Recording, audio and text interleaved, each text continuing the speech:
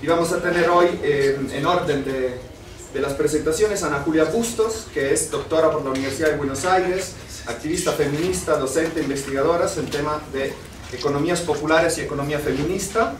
Forma parte del grupo Claxo, justamente mapeo teórico y práctico de las economías populares, y del grupo de investigaciones e intervenciones feministas de la Universidad de Buenos Aires, explorando la intersección entre movilidad, economía popular y feminismo en América Latina. Luego tendremos Sylvie Agimpam, del Instituto del Mundo Africano de la Universidad de Marsella, de Francia. Es investigadora en el IMAF, centrando su trabajo en la economía informal y la vida urbana en África. Sus estudios analizan la gobernanza urbana, la violencia social y las estrategias de supervivencias en entornos populares.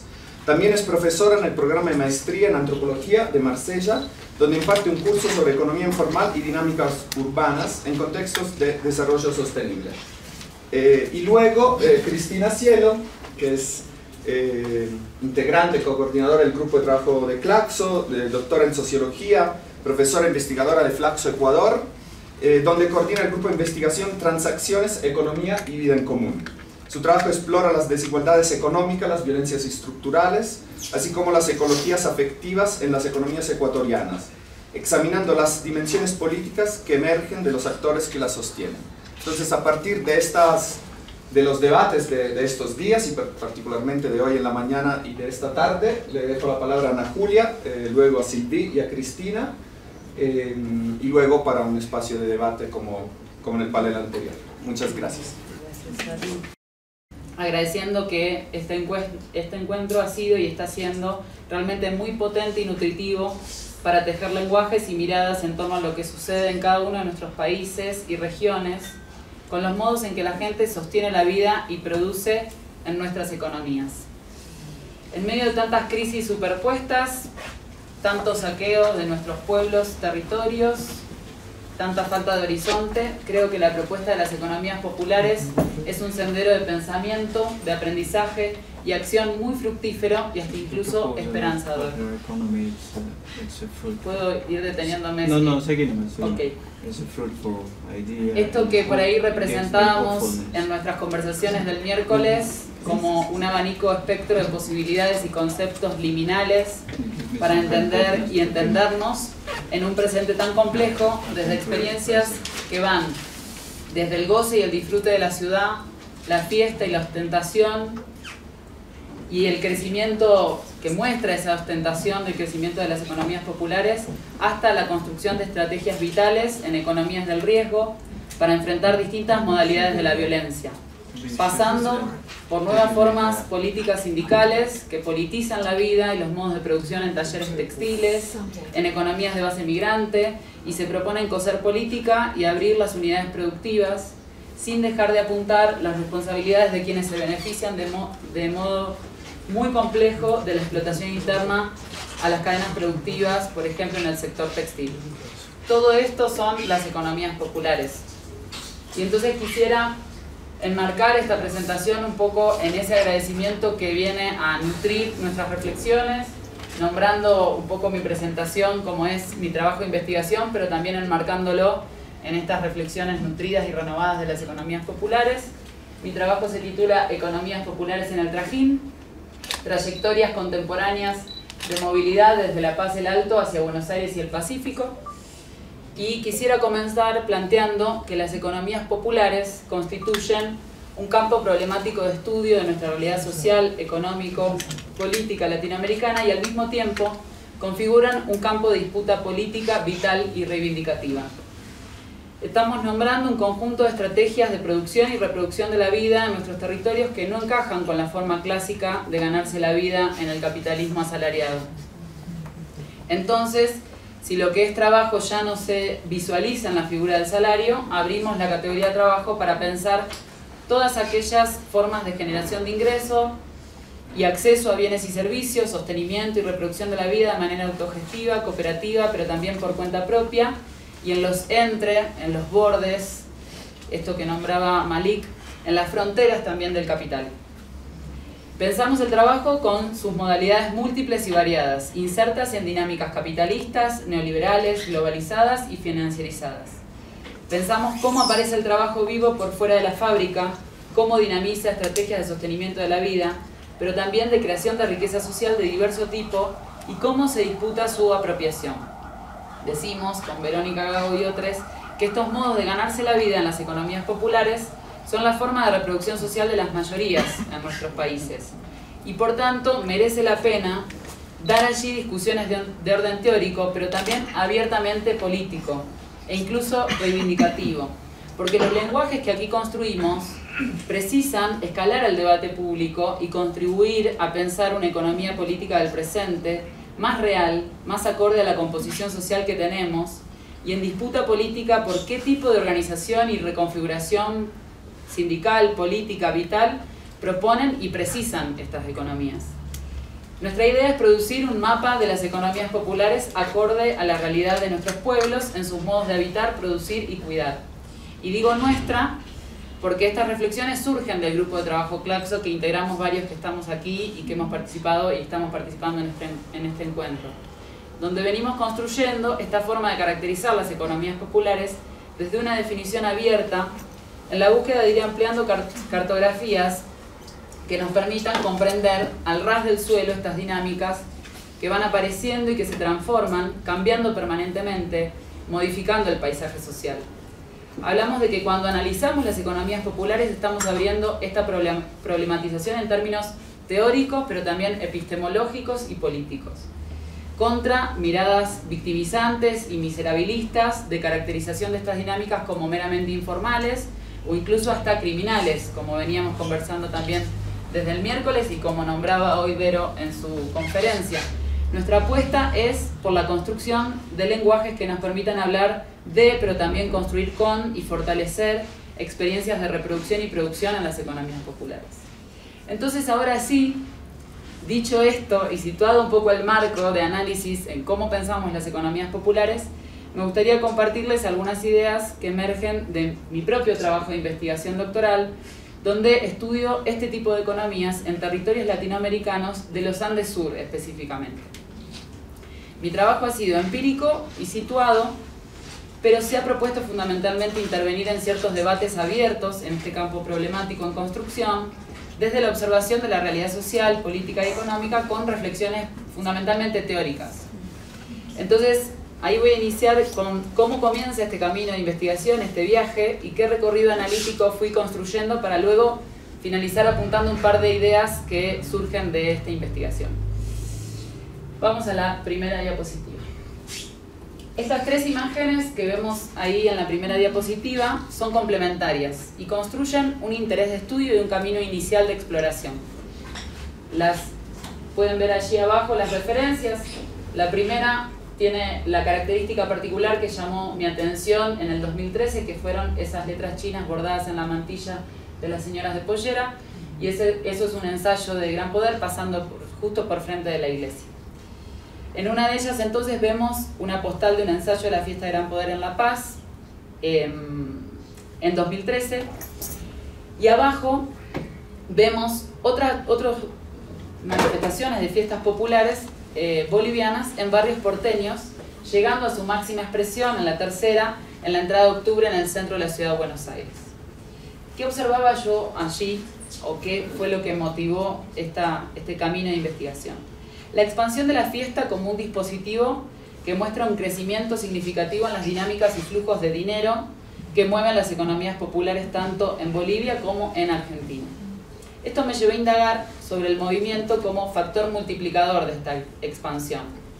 Y en este sentido me planteé estudiar trayectorias de migración, comercio y movilidad que partían desde el Alto y desde La Paz, pero sin presuponer el territorio de estudio, como una primera decisión metodológica, pero que en el fondo era una decisión epistemológica en inicio, e intentar más bien entender estas dinámicas desde el propio movimiento, desde la propia circulación y movilidad. La búsqueda fue el desafío de comprender las estrategias de economías populares de base migrante desde Bolivia, en Argentina principalmente, pero también de comerciantes en el crecimiento del comercio de la economía popular en Bolivia, vinculando ambos escenarios y no buscar compararlos, sino más bien interpretarlos de manera conjunta. Aquí debo anunciar, por supuesto, que primero los trabajos del colectivo Vas a Disculpar y de Nico Tassi fundamentalmente, pero también de Alfonso Hinojosa, de Julián Müller y otros desde el estudio de las economías populares en Bolivia me ayudaron a pensar los circuitos de comercialización, producción y distribución en la región y me aportaron una perspectiva cartográfica bien amplia sobre los mapas que arman estas dinámicas económicas en la actualidad.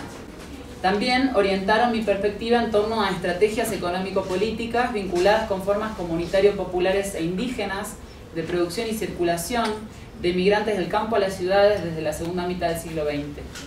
Esta fue una primera clave para analizar los mapas del movimiento del comercio popular dentro de Bolivia y el boom que estas dinámicas comenzaron a representar desde inicios del nuevo milenio. Sumado a esto, eché mano también de toda una tradición de estudios migratorios muy prolífica en Argentina, entre ellos Venecia, Magliano, Malimachi, Penchazade y otros, que me ayudaron a mirar las trayectorias de migrantes bolivianos en Argentina, que también tiene una larguísima tradición, una larga data.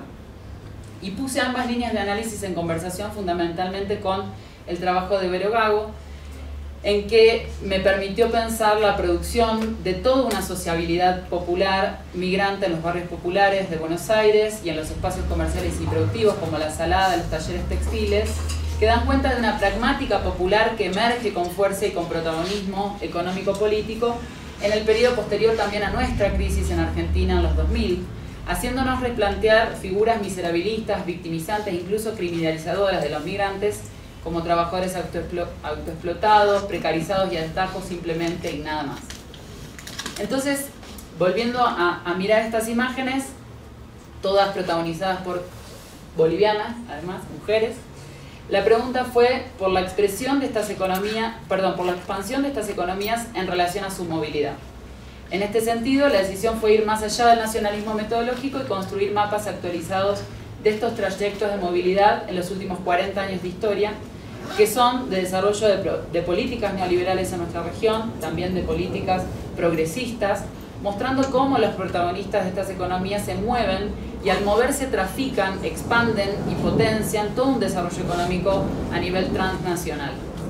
Claramente atraviesan fronteras nacionales, no se trata de no entenderlas o de no tenerlas en cuenta a las fronteras nacionales como límites bien concretos, e incluso pensar cómo estas fronteras significan cosas concretas para los migrantes y las migrantes y para los comerciantes en términos del modo de trabajo que llevan adelante, sino más bien mirar los mapas propios que estos trabajos construyen, configuran y van actualizando. En este punto, ahí tomo la noción de trajín del trabajo de Luis Miguel Grave. La idea es que a partir del trabajo de Luis Miguel Grave, trajinantes y de otros trabajos de historia económica y de producción económica y de la circulación en los Andes Sur, fui pensando estas imágenes de los nuevos mapas como, de algún modo, imágenes dialécticas, ¿no?, que pueden figurar los mapas actuales de la producción, de la circulación y de la migración en estas latitudes, como reactualizando trajines del pasado. Más adelante voy a hablar un poco de qué significa esto en términos de la producción de la circulación actual y esta categoría de trajín en particular, pero acá basta decir que fue la clave para que mi estudio pueda pensar en términos de cómo estas dinámicas se pueden reactualizar y repensar desde genealogías propias de nuestras economías latinoamericanas. Allí me planteé otra decisión metodológica de trabajo, que fue seleccionar ciertas trayectorias, un número bastante pequeño o reducido, tratando de poder ahondar y profundizar en sus narrativas, ubicando esas narrativas dentro de una sistematización que hice de manera propia de todos estos estudios que fui teniendo en cuenta para pensar los periodos y espacios de la movilidad desde La Paz del Alto hasta Buenos Aires y hacia una nueva ruta que se abría al Pacífico, ¿no?, a la zona franca de Iquique y a China. Seleccioné 7 trayectorias enmarcadas en 3 grupos por periodo y eje espacial de movilidad para ahondar estas características que puedan mirar la diferencia de estas trayectorias. La narrativa de historia de vida fue una herramienta metodológica también fundamental y ahí se conformaron los 3 grupos. El primer grupo de trabajadores migrantes de La Paz a Buenos Aires en los 80 y 90, 2 parejas, una dedicada al comercio que tenía una verdulería y otra en el rubro textil, primero como costureros, luego como talleristas, luego como dueños de una marca y todo el tiempo mezclando la producción y la comercialización. El segundo grupo, comerciante popular en La Paz y en el Alto, con un trayecto trajinante hacia Iquique en los 92.000. Y el tercer grupo, dos trayectorias de migrantes jóvenes, una de ellas está aquí presente, en los 2000-2010, que emprenden trayectorias de migración hacia Buenos Aires, pero también hacia China, ¿no? Dando cuenta del periodo más contemporáneo donde ambos ejes de movilidad ya están habilitados. En todo el trabajo de análisis fui dando cuenta de cada una de estas trayectorias en cómo se van modificando las narrativas de vida, movilidad y trabajo en torno a los intereses puestos al migrar y al moverse.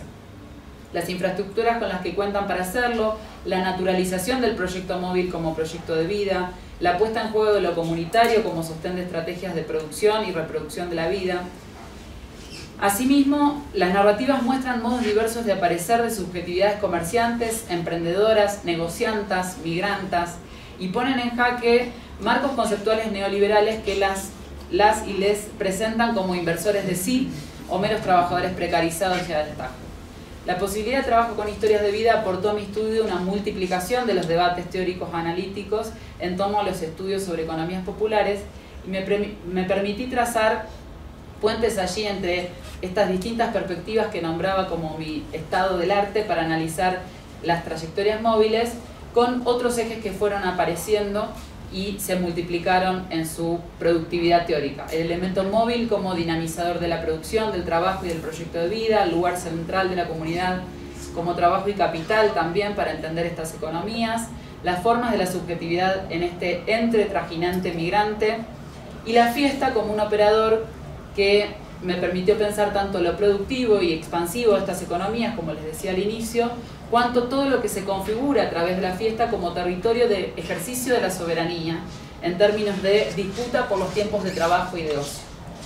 Bien, termino aquí dando este pantallazo general de mi investigación para que se pueda entender a qué vienen estas tres ideas que vengo a poner sobre conversación, que surgen del estudio de estas trayectorias y que me gustaría compartir con ustedes como claves conceptuales sobre el modo de mirar las economías populares en el Trajín. En primer lugar, que el trabajo produce el territorio.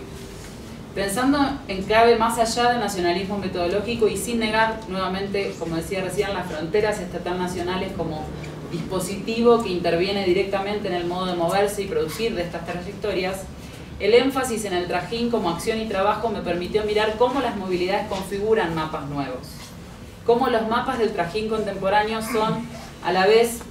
Perdón, pase la siguiente. Cómo los mapas del Trajín contemporáneo son a la vez un conjunto de trayectos que se mueven en ejes clásicos, Buenos Aires, La Paz, Buenos Aires, perdón, un eje tradicional, clásico con larga data, y a su vez amplían ejes nuevos hacia Iquique y hacia el Pacífico y China.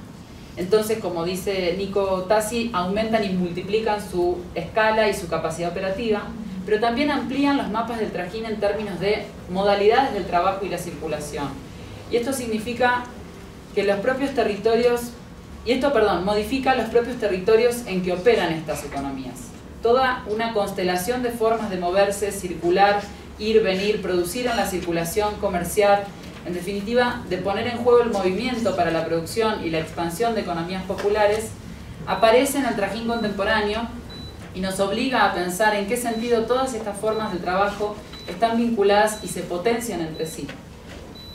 Por eso es que decido hablar de movilidades en términos de migración y comercio y no solo de migración o de comercio, ¿no? En segundo lugar, pasamos a la siguiente,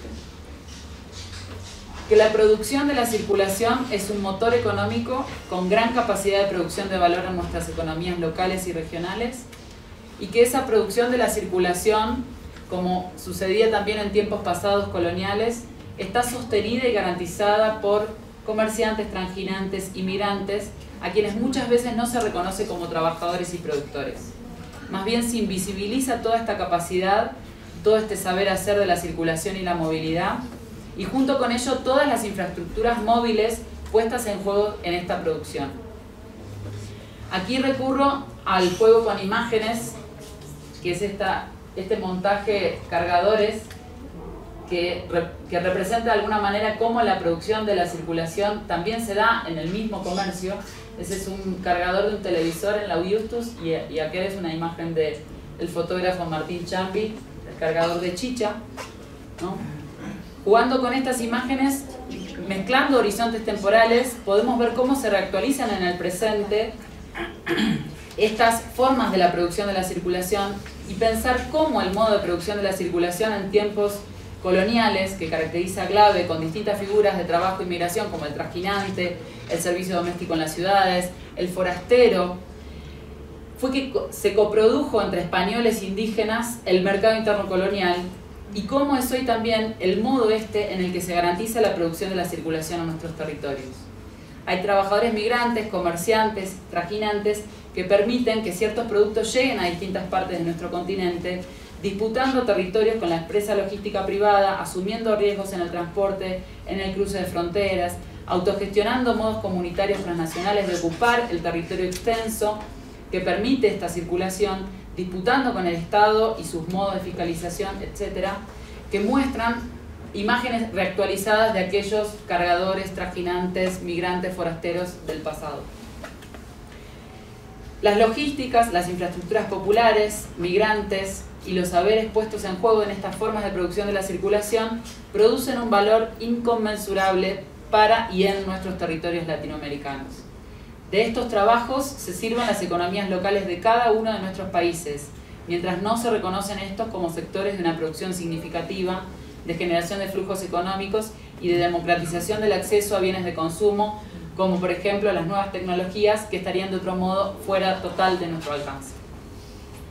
Finalmente, la idea de que el protagonismo de las mujeres como sostén hacia afuera y hacia adentro de comunidades móviles, tal como las llamamos con Verónica Gago, tiene una relevancia central a la hora de analizar las economías populares en el Trajín. Yo las nombro como gestoras de la movilidad, el negocio y los cuidados, porque de alguna u otra forma todo pasa por ellas, por las mujeres.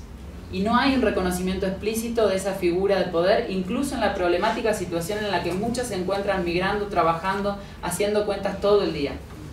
Las trayectorias que analicé desde los 80 hasta los 2010 van transformándose en el modo de aparecer de su agencia y presencia, pero se trazan vasos comunicantes entre ellas que dan cuenta de distintas formas de este rol central.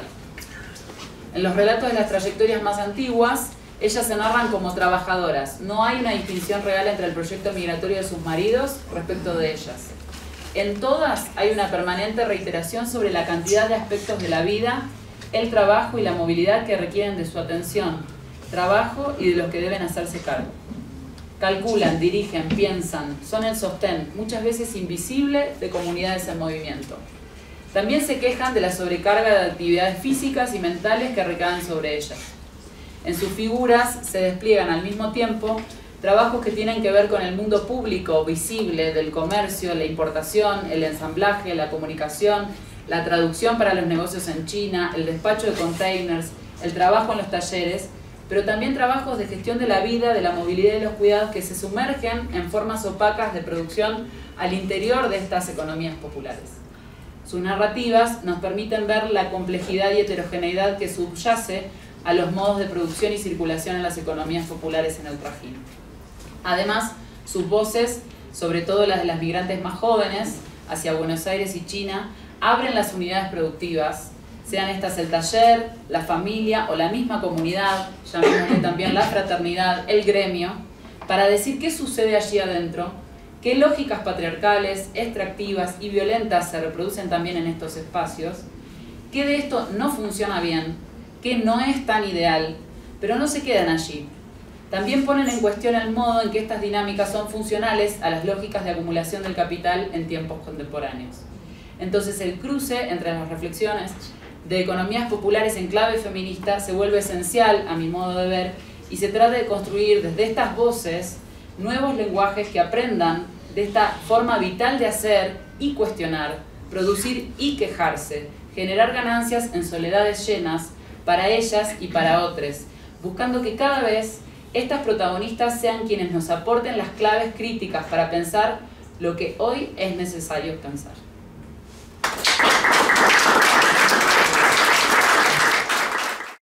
Le dejo la palabra a Silvi. a partir de su investigación en Kinshasa.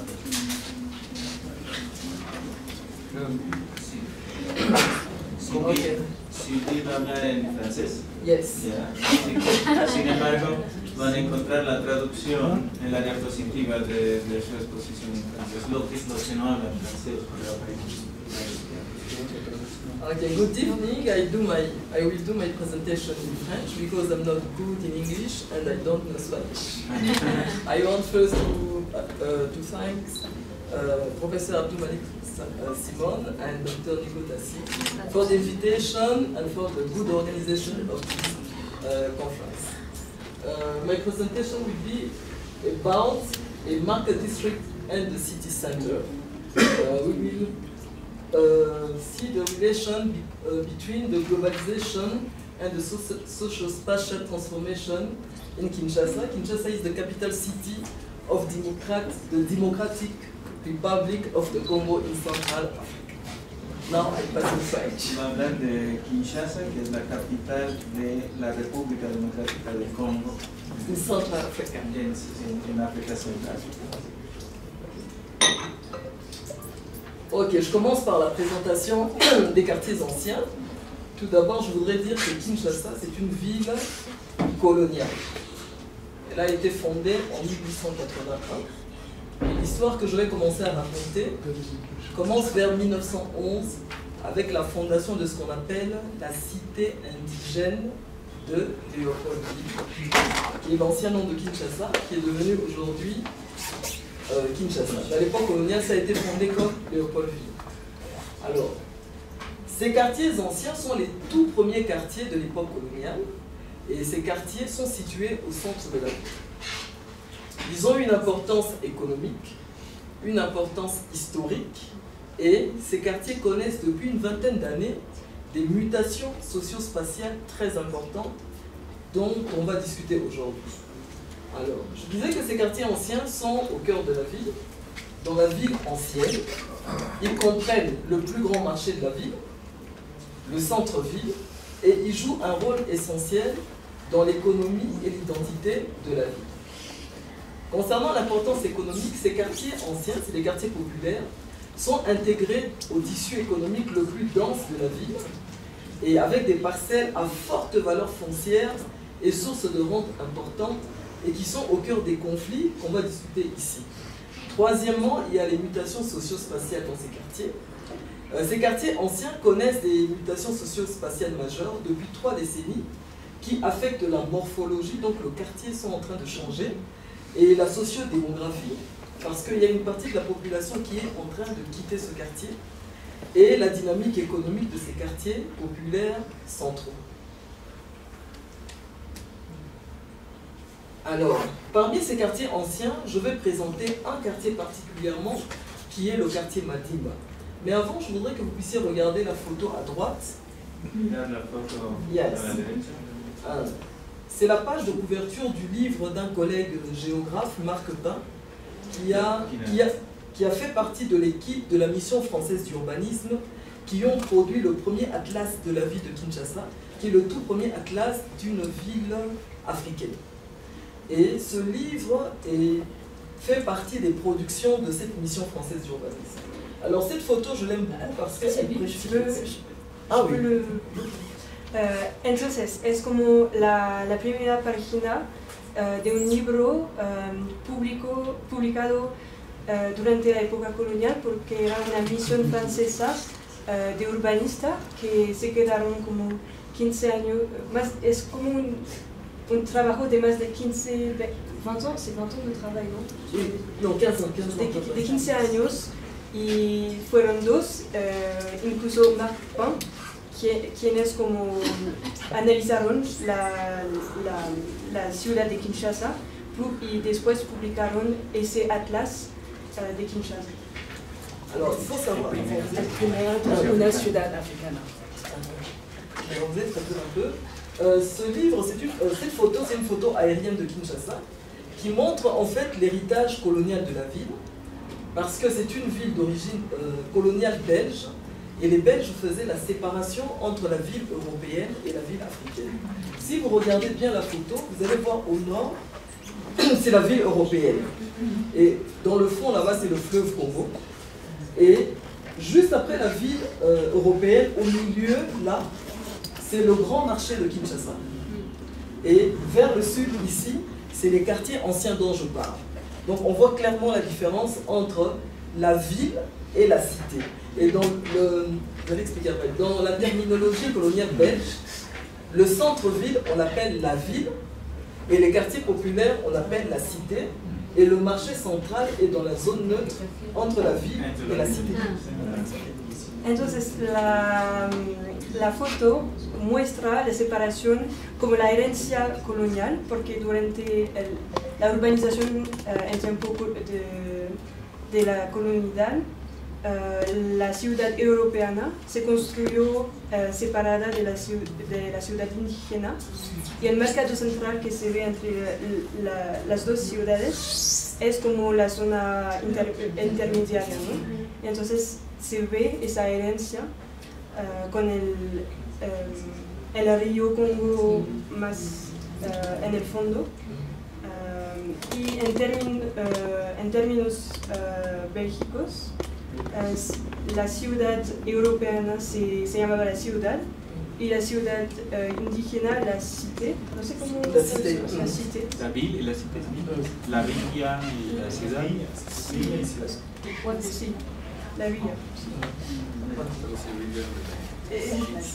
Voilà. Et donc le quartier que je vais présenter, c'est le quartier qui se trouve sur la photo, le quartier le plus proche du marché qui est au milieu. Ça, c'est une vieille photo qui date du début des années 80, et ce quartier-là connaît une transformation depuis la fin des années 90 avec les politiques d'ouverture néolibérales.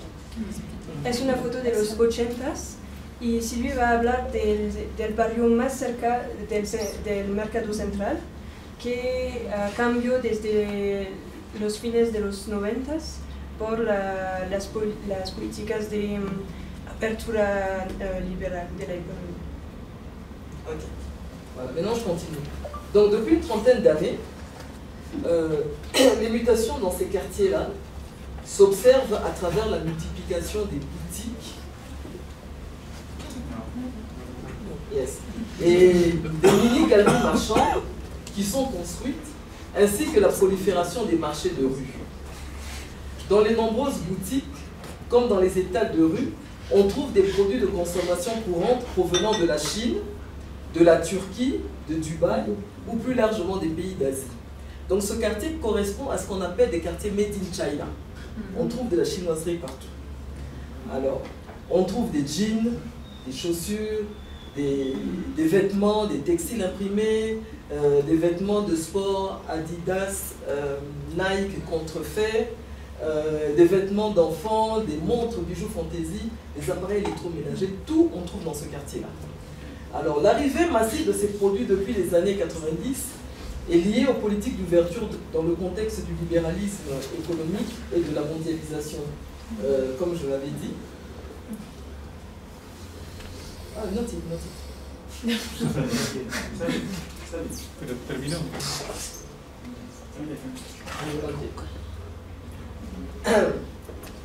Alors, il y a une expansion économique dans ce quartier parce qu'il y a une multiplication des maisons de commerce, de vente en gros et demi-gros, tenues par des négociants d'origine asiatique, des Syro-Libanais, des Indo-Pakistanais, des Chinois, etc. Ils tiennent tous des boutiques dans ces quartiers-là. Et il y a d'autre part une prolifération des marchés de rue qui couvrent toutes les rues où se situent ces maisons de commerce. Les marchands de rue s'approvisionnent dans ces nombreuses maisons de commerce et vendent au détail dans la rue. Alors, à cause de ces mutations-là, il y a des conflits dans l'espace de ce quartier. Et ces conflits touchent autant l'espace public comme les espaces privés, et c'est ce que je vais essayer de montrer ici. En fait, avec l'ouverture néolibérale et l'arrivée des commerçants, il y a une forte demande d'espace pour exercer le commerce dans l'espace public et dans les espaces privés. Et parmi les quartiers anciens, le quartier que je vous présente là, le quartier Madimba, il est devenu en une vingtaine d'années un quartier marché. Et il est au cœur de deux types de conflits. Donc je disais des conflits dans les espaces privés et des conflits dans les espaces publics. Voilà. Alors, je vais essayer de présenter un mécanisme qui est à la base de ce conflit, ce qu'on appelle le bail à construction, parce que ça donne une opportunité de rente immobilière aux familles. Alors, le bail à construction est un contrat de location où le preneur s'engage à bâtir des constructions sur le terrain du bailleur. Et pendant toute la durée du bail, le preneur est propriétaire des constructions et le bailleur devient propriétaire à la fin du contrat. Había otra parte. Implicaciones. À la fin du contrat, ok. Alors, les contrats de bail à construction étaient courants avant 1998 déjà. Et ça permettait aux commerçants de négocier la construction de boutiques sur ces parcelles. Ces contrats ont contribué à l'essor commercial de ces quartiers anciens, comme le quartier Madimba. Alors, vers la fin des années 90, particulièrement en tout cas dans mon étude, le premier contrat que j'ai enregistré datait de 98. Avec la vague des commerçants indo-pakistanais et chinois, la demande des boutiques a augmenté et ces commerçants ont commencé à solliciter les familles propriétaires pour obtenir des emplacements et construire des boutiques.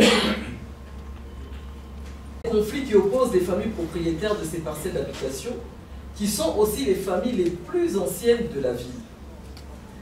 Alors, ces quartiers sont au cœur du processus de restructuration, ces conflits sont au cœur du processus de restructuration accélérée de ces quartiers. Et en recourant à une approche diachronique, nous avons recueilli des récits de vie des familles, observé les tensions dans les parcelles et au tribunal et interrogé les différents protagonistes de ces conflits. Voilà. Alors, il faut d'abord savoir que ces familles-là, qui sont les plus anciennes, sont aussi des familles très larges, formées des descendants à la 3e, 4e, 5e génération du premier attributeur de l'époque coloniale. Alors, elles comptent de très nombreux héritiers et peuvent compter jusqu'à 500 ayant droit à une seule parcelle qui mesure 20 mètres sur 25 mètres. Donc, nous avons étudié plusieurs de ces conflits dans ces quartiers Madimba. Alors, il y a un personnage particulier qui est au cœur de ce conflit, c'est un négociant libanais. J'ai changé un peu son nom. El protagonista el protagonista de esos conflictos territoriales es un libanés quien fue anonimizado. ¿Qué fue qué? El nombre no es el nombre real del hombre. Ouais, parce que c'est un riche homme d'affaires, il est au cœur de plusieurs conflits dans cette partie de la ville, et même concernant le grand marché de Kinshasa. C'est un monsieur très puissant. Donc moi j'ai eu du mal à avoir une interview avec lui. No puede usar su nombre real. Ni en Bolivia. Alors, monsieur Hussein, un homme d'affaires libanais, a entrepris des négociations avec les vieilles familles du quartier pour construire des nouvelles boutiques ou des mini-galeries marchandes. Alors il faut expliquer que M. Hussein vit à Kinshasa depuis plus de 40 ans. Quand il a vu que les commerçants chinois, indiens ont commencé à arriver et à vouloir négocier avec les familles, il s'est transformé en négociant constructeur pour être l'intermédiaire et discuter avec les familles, construire les boutiques et les faire louer aux commerçants qui venaient d'expliquer un peu. Entonces, ese señor vive en Kinshasa hace más de 40 años y cuando ha visto los nuevos comerciantes llegando a Kinshasa, se dio cuenta que debería como construir esas parcelas para ser el intermediario y para arrendar los nuevos locales que va a construir a esos nuevos comerciantes. Okay. Donc il devient le principal constructeur de boutiques qu'il fait louer aux négociants chinois, indiens, pakistanais, etc. Il récupère l'argent des loyers de boutique et laisse aux familles le loyer d'une seule boutique. Et selon le contrat, au bout de 15 ans ou de 20 ans, les bâtiments peuvent revenir à la famille selon les termes du contrat, parce que les contrats ne sont pas les mêmes selon la force de négociation des familles. Ok. Entonces, recupera el dinero del alquiler de todas esas nuevas familias chinas, indo-pakistaní, y a veces, después de 10-15 años, esas familias pueden recuperar y ser propietario, pero depende del poder de cada familia. Alors, ces nombreux contrats à bail que M. Hussein a signés avec les familles ont multiplié des conflits à cause de ces transactions.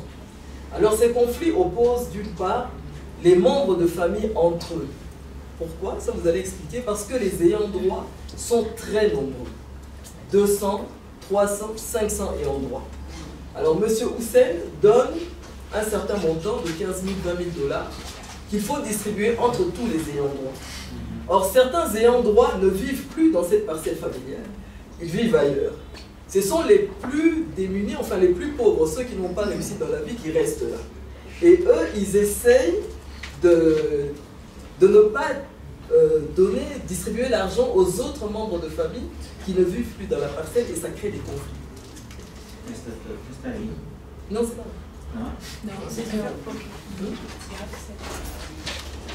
entonces, ese señor es solamente dueño del edificio, ¿no? Entonces da un poco del dinero del alquiler a las familias dueñas del terreno, pero recuerdan como al inicio Silvia explicó que hay muchas personas que tienen derecho en una sola familia, como hasta 500 personas que tienen derecho a esa tierra, ¿no? Entonces pelean entre ellos y dan más poder, ¿no?, a ese señor. Alors, donc les familles voient qu'elles ont, dans certains cas, les conflits opposent M. Hussein aux familles, parce que les familles voient qu'elles ont été flouées sur certaines clauses. Ou bien, M. Hussein n'exécute pas les clauses du contrat telles que convenues. Il y a des conflits qui sont déférés devant les cours et tribunaux et durent depuis plus de 10 ans, dont mon échographie consiste aussi à suivre ces conflits-là. M. Hussein est soupçonné de corrompre les magistrats. Donc il faut expliquer que ça fait plus de 10 ans que ces procès durent et les familles ont l'impression que les magistrats ne font que repousser le procès, et entre-temps, M. Hussein continue à encaisser les loyers. Entonces, esos conflictos generan juicios, y hay como ejemplos con los 1, 2, 3 en la pantalla, pero lo que Silvia también explica es que esos juicios duran más de 10 años a veces, porque ese señor es más seguramente tiene contactos con los magistrados, y entonces son casos de corrupción, ¿no? Entonces, sí. Y durante esos 10 años sigue como generando dinero, ¿no? Cobrando alquiler. Sí. Donc ces contrats ont des impacts, parce que ces nouvelles transactions très juteuses créent des problèmes dans ces larges familles propriétaires, comme je disais, qui sont les plus anciennes. Elles demandent qu'une partie ou la totalité des résidents de la parcelle puissent déménager, donc quitter le quartier, d'où la transformation socio-démographique du quartier. Les sommes d'argent que M. Hussein donne aux familles pour se loger temporairement ailleurs posent des problèmes de répartition saine des familles. Et troisièmement, l'argent du loyer de la boutique que M. Hussein donne aux familles crée également des problèmes de répartition. Voilà. Donc pour les conflits dans les espaces privés, je m'arrête là, il y a beaucoup à dire, mais je préfère m'arrêter là, pour ceux qui veulent un peu en discuter en privé. Entonces, todo eso estaba para los casos de espacios privados, y ahora Silvia va a hablar de los espacios públicos. Ok. Alors on va regarder maintenant les conflits dans l'espace public. Concernant d'abord la rente venant des marchés de rue. Alors, depuis la même période, des années 1990, le principal marché satellite du grand marché ne cesse de croître et il s'est subdivisé en plusieurs marchés de rue. Alors ces marchés de rue occupent aujourd'hui toutes les rues du quartier Madimba, qui est devenu un quartier marché comme je le disais. Pendant la journée, il est difficile de faire la différence entre les marchés de rue qui occupent la voirie, les parcelles d'habitation, les maisons de commerce et les galeries marchandes. Tout ça se mélange dans ce quartier-là. Donc ça fait partie de cette transformation morphologique du quartier dont je parlais. Voilà. Alors, à la base, ces marchés de rue sont à la base des conflits et il y a une constellation d'acteurs qui interviennent à la base de ce conflit. Il y a d'abord les pouvoirs publics locaux, le gouverneur de la ville de Kinshasa et les bourgmestres sont eux-mêmes partie prenante des conflits sur les marchés de rue de ce quartier-là. Il y a en deuxième lieu les courtiers placiers. Je vais peut-être expliquer. Les courtiers placiers sont des gens qui n'ont pas de fonction officielle, mais c'est des petits, je ne sais pas si ça existe ici, mais dans le système clientéliste à Kinshasa, tous les gens qui sont un peu placés ont des petits qui sont des porteurs de mallettes. Et ce sont ces porteurs de mallettes-là qui distribuent l'espace dans la voirie. Expliquez un peu. No sé cómo traducir courtier-portier. Los que llevan la maleta, que llevan la valija como ayudantes. Sí. Entonces en el sistema de clientelismo hay como personas más abajo en la jerarquía quien llevan la maleta para después distribuir los puestos en la calle, los puestos comerciales. Donc c'est les courtiers placés qui jouent un rôle important dans ces conflits dans l'espace public. Alors il y a les résidents du quartier Madimba, les mêmes qui ont des conflits dans leur espace privé. Ils ont aussi des conflits dans l'espace public parce que eux ils placent les commerçants sur la devanture de leurs parcelles et leur font payer de l'argent. Et donc tous ces gens-là jouent un rôle important dans la régulation de cet espace public. Chacun des protagonistes a des intérêts personnels à la taxation et bénéficie de la régulation informelle de ces marchés de rue. Alors, le contrôle par les pouvoirs publics locaux de la rente tirée de la taxation de ces marchés de rue qui occupent la chaussée et en détournent l'usage est à l'origine d'un interminable conflit entre l'administration du grand marché et les 3 communes voisines du marché. Je vais essayer d'expliquer un peu. Je disais tout à l'heure, par exemple sur cette photo-là, vous voyez que c'est un marché de rue, j'avais essayé de photographier ça de haut. C'est en fait une grande avenue qui fait la bordure entre le marché et le quartier Madimba. Et c'est une avenue qui est en fait dédiée au passage de voitures. Depuis une vingtaine d'années, les voitures ne peuvent plus passer. Alors, attends un peu. L'administrateur du grand marché dit que ce marché de rue-là est dans son administration, donc il envoie ses collecteurs de taxes aller collecter des taxes là-bas. L'administrateur de la commune voisine, donc où se trouve le quartier Madimba, dit aussi que ce marché de rue est dans son administration. Lui aussi, il envoie ses collecteurs de taxes collecter l'argent là-bas. Les riverains du quartier Madimba, eux-mêmes disent que les marchands sont devant leurs parcelles, eux-mêmes, ils ont leurs propres collecteurs qui vont collecter l'argent là-bas. Donc ça fait des conflits entre tous ces gens. ¿Cómo se traduce? Impuestos, sí. Entonces, esa calle normalmente es como para el tráfico de autos que no pasan hace 20 años entonces. Y se ubica a la frontera entre el mercado central, el mercado grande, y el otro barrio, el barrio antiguo, ¿no? Entonces los dos administradores de esas dos zonas mandan a sus colectadores de impuestos de manera informal, es oficial, de manera formal, para recopilar impuestos, ¿no? Entonces hay como un conflicto para saber en qué administración pertenece esa calle. Y también los residentes dicen que esa calle es parte de sus casas, ¿no? De sus habitaciones, entonces también están tratando de recopilar dinero a los comerciantes, a los ambulantes. Voilà. Et donc ces conflits sont liés à la rente, liés à ces collectes de taxes-là que tout le monde veut avoir. Et en fait, moi j'étudie ce conflit-là depuis près de 15 ans aujourd'hui. Ça ne s'arrête pas. Et je me suis rendu compte qu'aucun des protagonistes en fait ne veut régler le conflit. Ils veulent maintenir le conflit parce que maintenant le conflit, ça leur permet de faire monter les enchères pour taxer davantage les vendeurs de rue. Entonces Sylvie está investigando, por ejemplo, esa calle hace más de 15 años y la situación está así hace más de 15 años. Y los tres protagonistas, entonces los dos administradores y los habitantes, no tratan de resolver los conflictos por esa competencia de renta urbana, porque ganan, ¿no? de esa incertidumbre, porque pueden como cada vez más subir los precios de los impuestos. Donc ce que j'essaie de dire ici, c'est que la rente tirée de la location des places devant les parcelles est à la base des conflits au sein des familles riveraines.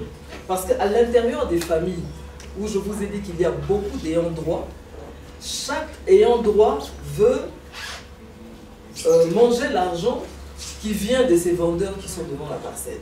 Donc ils se bagarrent à cause de l'argent qui vient des boutiques louées aux négociants étrangers, mais ils se bagarrent également à cause de l'argent qui vient des étals des vendeurs de rue devant la parcelle. Ah oui, ok. C'est déjà sur ton Ok. Alors, les riverains et les courtiers placés s'affrontent pour le contrôle de l'attribution des places dans les rues. Parce que les riverains disent que c'est devant leur parcelle, c'est eux qui ont les droits de... Ce que j'ai oublié de dire, c'est qu'avant les taxes, en fait, ils font payer la location des places sur la voirie. C'est-à-dire qu'ils coupent un carré comme ça, par exemple de 30 cm ou de 50 cm. Un vendeur qui vient pour avoir la place dans la rue, on lui fait payer une garantie locative sur la voirie qui appartient à l'État. Et ensuite, il paye un loyer chaque mois. Donc les riverains font louer des emplacements et les courtiers placés dont je parlais, là, les porteurs de mallettes des gens de la commune, eux aussi, ils viennent tracer des carrés pour faire louer ces espaces-là et ça provoque des conflits entre les riverains et les courtiers placés.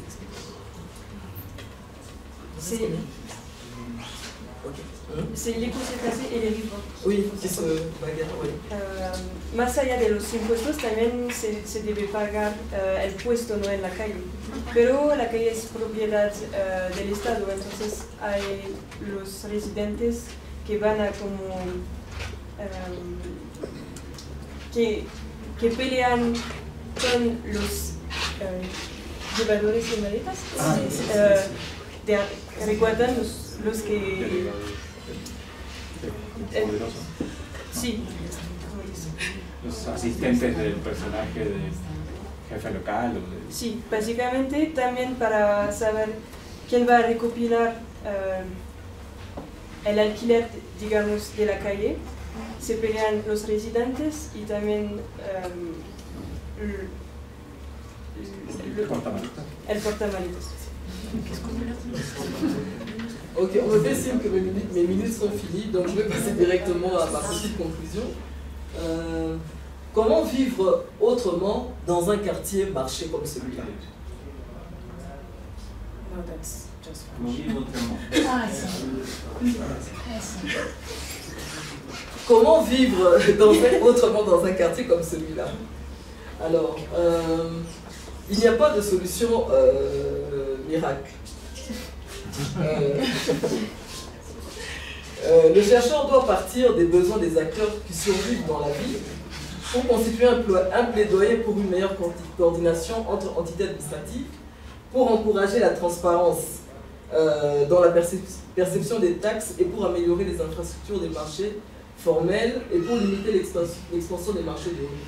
Un élément, juste une minute que je voudrais dire qui n'est pas là, c'est que l'expansion des marchés de rue crée des problèmes d'assainissement très très important dans ce quartier-là et des problèmes de sécurité. Parce qu'en fait, comme les marchands de rue maintenant occupent la chaussée de manière permanente, ils mettent des étals, ça encombre la nuit, il y a des problèmes d'obscurité et les petits bandits de Kinshasa occupent ces étals-là et les riverains eux-mêmes ont peur de rentrer chez eux la nuit, donc il y a un problème de sécurité. Le deuxième problème, c'est le problème d'assainissement, parce que les vendeurs de rue, eux, ils jettent des saletés là-bas et l'administration du grand marché dit qu'elle ne va pas nettoyer. Et les riverains n'ont pas les moyens non plus d'assainir tout ça. Donc ça pose une série de problèmes dont on peut discuter ce soir ou demain. Entonces, para concluir, el problema de la expansión de los mercados callejeros va con inseguridad y la cuestión del aseo y de recuperación de basura. De seguridad porque durante la noche hay como bandas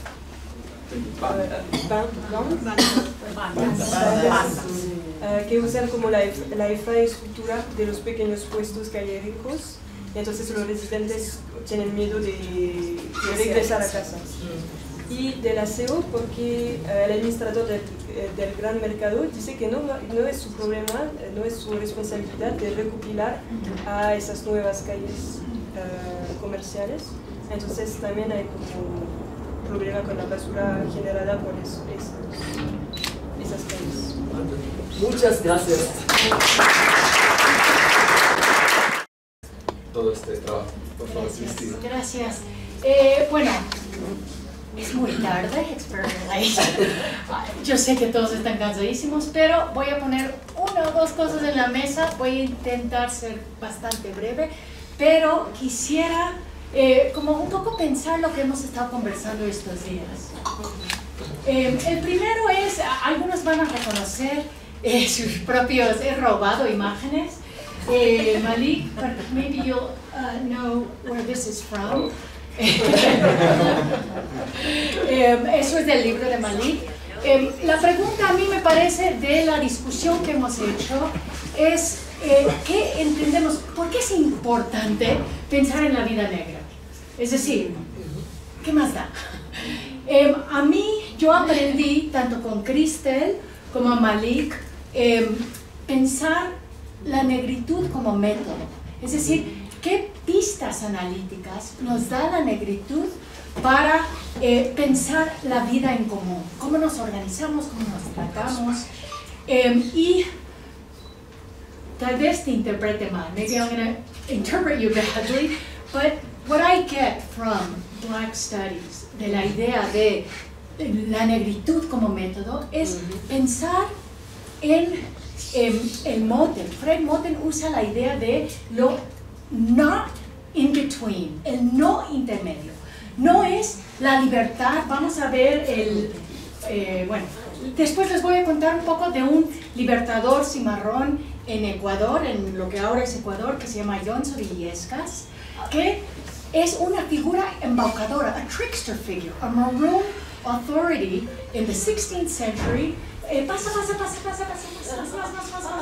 Ahí. He's a 16th century maroon leader, and Sembe, somebody who studies him, alguien que lo estudia, dice que es una figura embaucadora, a trickster figure, because he negotiates. He is able to have liberty and control over a certain territory.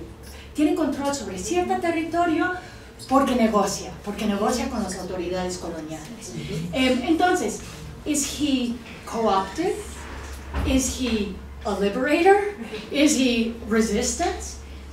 He's not really the liberation or the resistance completely, pero es algo que no es ni uno ni el otro, ni tampoco es el intermedio. Eso nos dice Moten.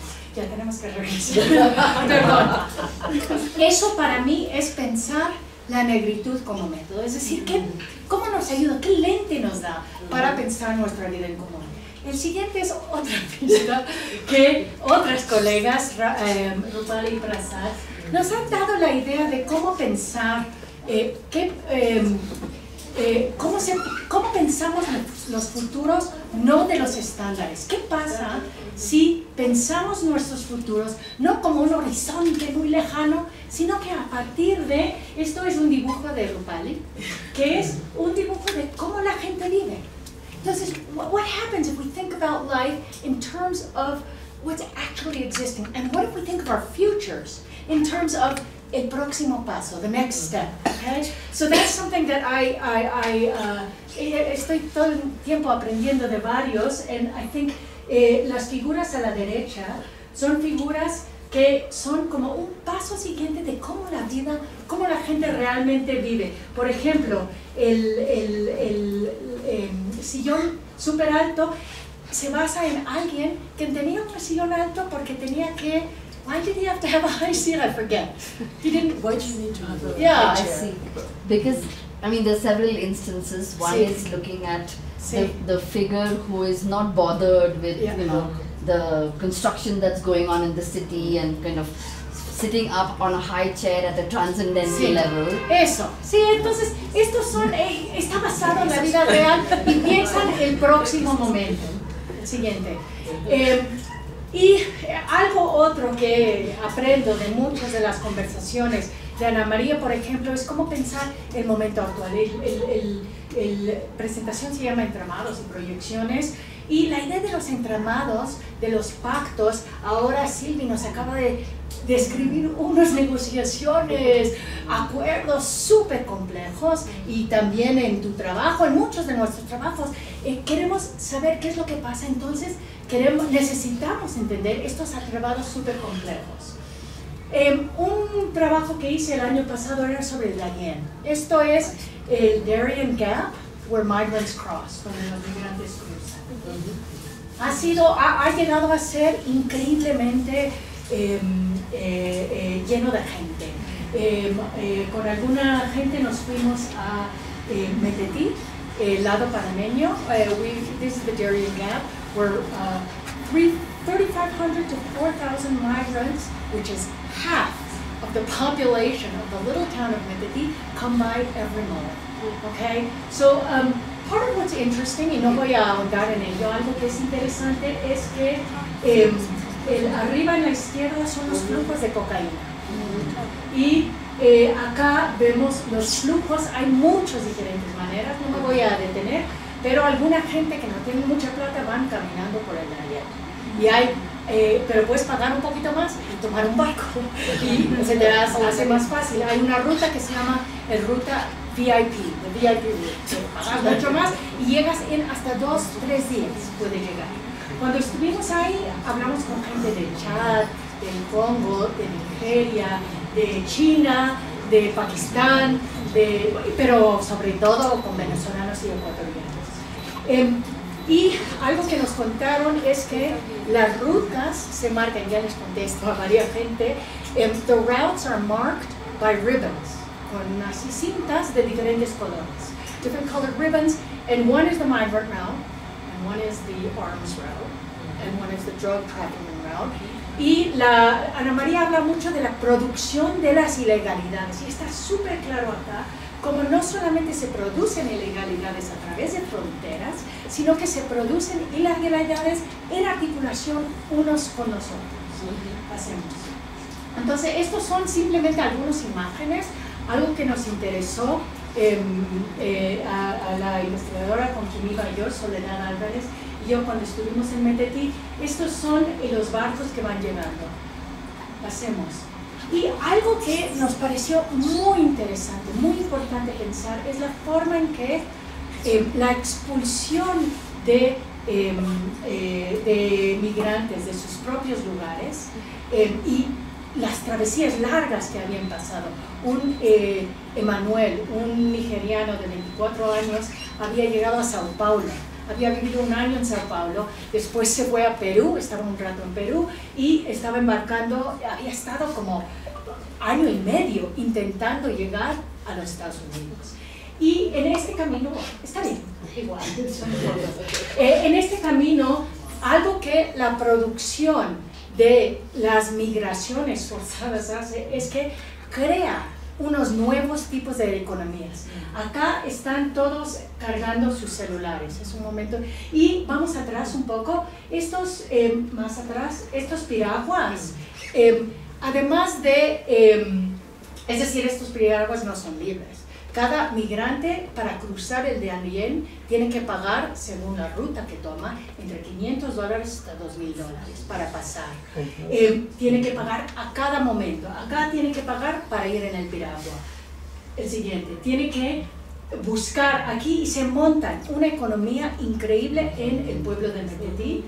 Y cuando estábamos en el centro de recepción migratoria había ahí un tipo que estaba ahí diciendo navajas, cargadores, agua, es decir, se montan unas economías muy potentes. Nosotros calculamos cuánto se gana con las piraguas y con los buses que toman y que tienen que tomar de la estación migrante, vamos al mapa otra vez, atrás, ahí,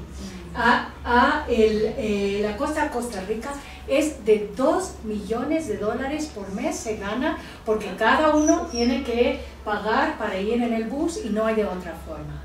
Pasemos. Entonces, yo solamente uso este ejemplo, no voy a ahondar en ello porque es muy tarde, sigamos, para pensar esta idea de los entramados complejos, que entre lo legal, lo ilegal, incluso lo legítimo y lo ilegítimo, como tú hablas, la vida del día y la vida de la noche, que la reproducción social es se sustenta sobre lo que escondemos, sobre lo que está en la oscuridad.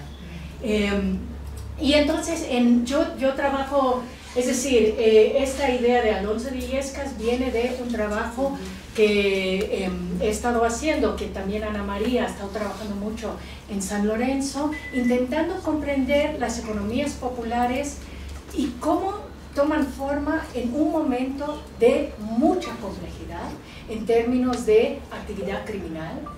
Y si estamos queriendo, es decir, es un debate que tenemos, es decir, cómo no criminalizar las economías populares, pero aún reconocer que funcionan de forma súper heterogénea, funcionan con y articulado con economías, digamos, legales, con trabajo en el sector público y también con el contrabando y también con, si es necesario, un pescador le pueden pagar $5,000 para hacer un viaje, que se llaman los viajes mágicos, me parece que se llamaban, para llevar drogas a un lado. Es decir, hacen lo que pueden con lo que han. ¿Ya? Y eso, ¿cómo entendemos entonces estos entramados? Para mí, Alonso de Illescas es una figura que se nombró mucho cuando estábamos en el norte de Esmeraldas, y él, como figura embaucadora, nos ayuda a pensar estas complejidades. Y nos ayuda a comparar, tú acabas de hablar del desorden organizado. Aquí es donde a mí me parece que nos ayuda, algunas pistas teóricas que podemos tomar de diferentes autores, es la idea de la relacionalidad no soberana de Lauren Berlant, ¿ya? Non-sovereign relationality of Lauren Berlant. Lo voy a leer en inglés y en castellano. In which proximity does not mean being joined or captured. Non-sovereign points to the fact that boundaries are not dissolved, but are the experience of affect. That is, the experience of being shifted but not defined, allowing for a decidedly relational agency, but not independent sovereignty. En castellano. La relacionalidad no soberana de Berlant es una en la que la proximidad no significa ser unido o capturado.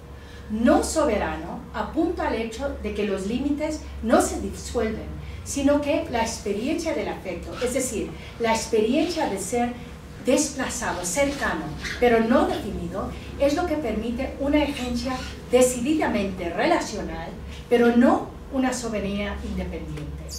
For me, that idea is something that helps us think of these really complicated articulations. De esto nos ayuda a pensar estas relaciones bastante complejas. Volvemos. Sí, Ahí, excellent. Próximo. Esto nos ayuda a pensar, por ejemplo, lo que pasa, esto es en Metetí otra vez. Estamos de nuevo en el Darién. Y se van montando, en estas circulaciones, se van montando solidaridades momentáneas, alianzas fugaces. Yo pensé mucho en el trabajo de Malik cuando estábamos en Metetí. Y si pensamos en esta idea de la negritud, cómo trabajar en conjunto cuando no vamos a tener una historia lineal hacia el futuro. So I was telling them about Metetí, made me think a lot about your work, Malik, because there's these kind of momentary alliances, these negotiations, and these solidarities. They're actual solidarities, but you have no idea where that person is 2 days from now. Emmanuel, el nigeriano que nombré, estaba viajando con un niño de 10 años, de Ghana. Ahora recuerdo dónde era Ghana. Se llama Wisdom, el chico. Y Wisdom solamente quería ir a Ghana, a su casa en Ghana. No tenía idea hacia dónde ir. Y Emmanuel le llamaba a su hermano. Me di cuenta después que era brother. He was calling him his brother. He was traveling with a little boy, a little Ghanaian boy named Wisdom. Y estábamos en contacto con Emmanuel después. Y claro, él tenía que dejar el Wisdom y su mamá porque él podía seguir y ellos no tenían la plata. So there's these momentary alliances. ¿Y qué son? ¿Cómo entendemos estas negociaciones, alianzas contingentes? A mí me parece que la idea de la infraestructura, que me parece que se podría poner en diálogo con tu idea, Ali, de institucionalidad. Tenemos que pensar en infraestructuras no necesariamente como cosas fijas que persisten para siempre, sino que, esto es Berlant otra vez, Lauren Berlant otra vez, como aquello que nos une al mundo en movimiento y mantiene al mundo prácticamente unido a sí mismo. Yo pensaba en las infraestructuras como algo que construimos para las sociedades futuras, como construimos carreteras y canales para definir movimiento futuro. Entonces, la construcción de estas infraestructuras, que son cosas incluso que son fugaces, que se cambian, que se transforman, no voy a entrar en ello, pero hay una comunidad indígena que vive en Metetí. Se ha transformado totalmente la vida del mismo pueblo indígena porque es mucho mejor para ellos tener venta, ser parte de la economía de los migrantes. Entonces, la construcción de estas infraestructuras, que se podrían pensar como disposiciones, predeterminan, pero no sobredeterminan lo que podemos hacer. Es lo que dice Antonio Machado, se hace el camino al andar. Yeah? I'll say that just a little bit in English. I think it's helpful to think about infrastructure, as Lauren Berlant thinks of them, affective infrastructures, as our colleague Sabine thinks about them, with the idea that infrastructures are what we build for future socialities. As roads or channels, we build these infrastructures for future movement, but we also build affective infrastructures. Who calls them? Somebody calls them infrastructures of feeling. Not structures of feeling, but infrastructures of feeling, which are traces that we make. They're like the channels when it rains on a dirt road. They're like the channels of water that every time it rains, the water goes that way, and then they get deeper and deeper. Son como los, this is a different thing para los andinos, son como los coluncos andinos, coluncos, siempre lo digo mal, andinos, en las que se hunden, se van, es decir, los caminos que se hacen cuando andamos. Entonces, claro que estas infraestructuras también predeterminan relaciones de forma desigual, pero una atención a estas infraestructuras afectivas nos permite también comprender las posibilidades de sus excesos o sus escapes. Nos permiten como tener una atención a las ideas de como adaptabilidad y contingencia y qué es lo que esto construye. Terminaré súper rápido, voy por después. Ya. ahí uno más. Terminaré, esto es, algunos otros reconocerán este es el libro de Economías Populares del GT, con la idea de la multiplicidad, es decir, dos ideas. Uno es la multiplicidad, que el exceso que tú estabas nombrando, Felipe, nos permite reconocer que lo importante del reconocimiento de la multiplicidad es evitar la atadura de subjetividades que fija e instrumentaliza el hacerse de uno mismo. Es decir, es lo que hablamos contigo, Ana María y Santi, es la idea de que cómo trabajar para que las subjetividades no pierden sus posibilidades de probabilidades hacia el futuro, ¿ya? Esa es la importancia de las multiplicidades para mí. Y el otro elemento que tomo de un poco nuestras discusiones y del trabajo de Vero en particular es esta idea de del conatus, es decir, la propulsión hacia la vida. Y cómo en el trabajo de Vero lo que ella hace es mira cómo hay una captura de esa propulsión hacia la vida por prácticas neoliberales y ahora por la financiarización y ahora por el derecho conservador. Y lo que vemos nosotras en Ecuador es que también puede haber digamos, una captura de esa propulsión a la vida por economías que reproducen las desigualdades, economías ilícitas o economías ilegales en las que el patriarcado, las masculinidades se reproducen, en las que las desigualdades se siguen creciendo. Y entonces, para regresar a la idea, el próximo, para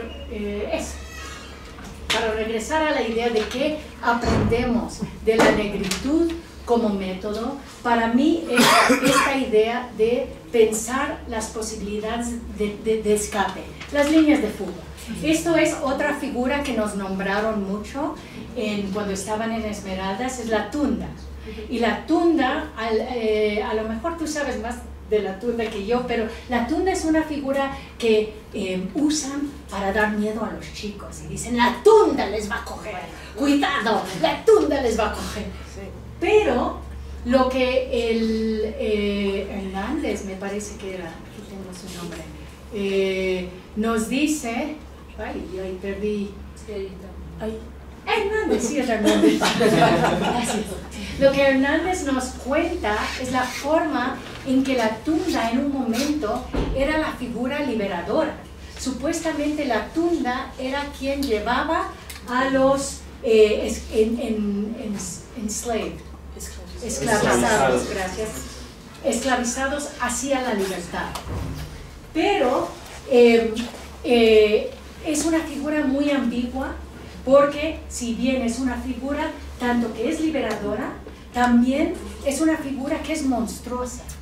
Entonces, la interpretación de Hernández es que hubo una cooptación de esa posibilidad liberadora imaginada en la cultura afroesmeraldeña, afropacífica más bien. Y entonces, ¿con qué nos quedamos? ¿Con qué nos quedamos? Nos quedamos que para mí lo que tenemos que, o lo que yo he aprendido, digamos, es que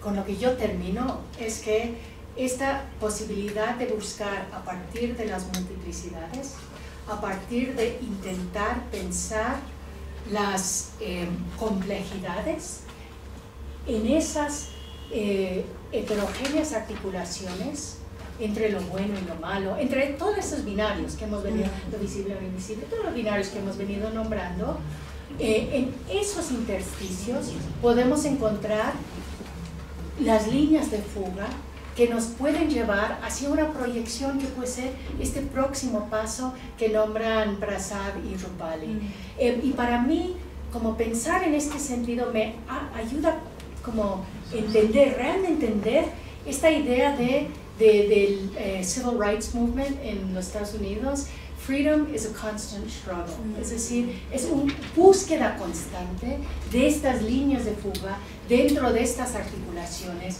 que no pueden ser, sino not in between, ni uno ni el otro, ni en el intermedio.